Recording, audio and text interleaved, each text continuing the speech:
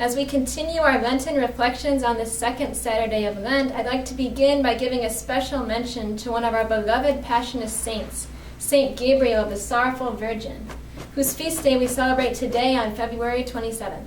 I have a first-class relic of Saint Gabriel here, and we know that among our Passionist saints, Saint Gabriel was outstanding for his just profound love for Our Lady, and in particular, Our Lady under the title of Our Lady of Sorrows. So we just ask his intercession for us and his presence with us today as we continue our reflections on Our Lady and ponder the flight into Egypt. So first we can recall the story of the flight into Egypt from the Gospel of Matthew. We know that after the three magi came to adore Christ and to bring their gifts, an angel appeared to Joseph in a dream and told him he had to take Mary and Jesus and flee into Egypt because Herod the wicked king was going to search for Jesus to destroy him. And we can just ponder today just the profound sorrow that must have been for Our Lady's heart. The pain of her heart and her profound fear as her little infant son is threatened with death at the hands of Herod. We can think of the hardships of leaving her family and her homeland, any possessions they might have had there, and going to a foreign land, a land that they didn't know, where they didn't know anyone. The hardships of the travel and the hardships of leaving behind. We can think of her sorrow at the death of the holy innocents, all those little children who died at the hands of Herod's men as they searched for Jesus. And I think above all, what strikes me is the pain of Our Lady at the rejection of her son. Mary knew and loved her son more than anyone. She knew that her child was the Son of God, given out of God's love for the world. She was the first one to truly know the truth of that statement that John gives us, that God so loved the world that he gave his only son who was her son, Jesus. And in this mystery, she sees in such a striking way the world's rejection of her son. And we know that rejection will continue until her son dies on the cross. And we think of the profound pain that was for Our Lady in this moment.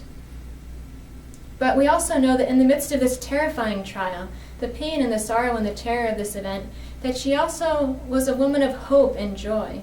She trusted that this event, as hard as it was a part of God's plan. She trusted and hoped in God. And interestingly, as I reflect on this sorrow, I'm also struck by the real joy that I think Our Lady had as she fled into the desert.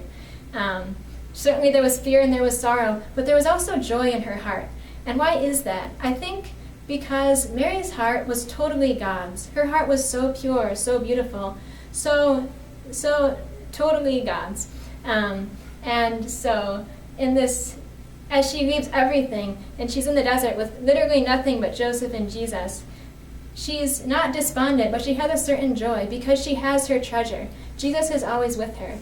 This sorrow the first two sorrows of Our Lady are unique in that Mary truly is holding her son in her arms. And what a joy and a consolation that was for her, because Jesus was her all. She left everything, but she still had Jesus, who was everything for her.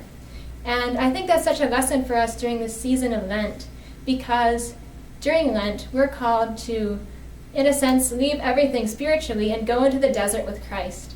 And during Lent, we give up things for Lent, right? And when we do that, what we're doing is we're trying to let go of those things in our lives, those things in our hearts that distract us from Christ.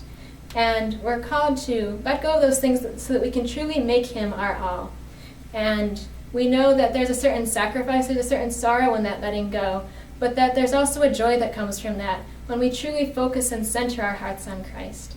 So during this season of Lent, as we reflect on this mystery, we can ask Our Lady and St. Joseph to pray for us, that we can let go of everything as they did, and we can spiritually go into the desert with Christ and truly find our joy in him, truly give him the first place in our hearts, truly love him with our whole heart so that we can love everyone with a love like his.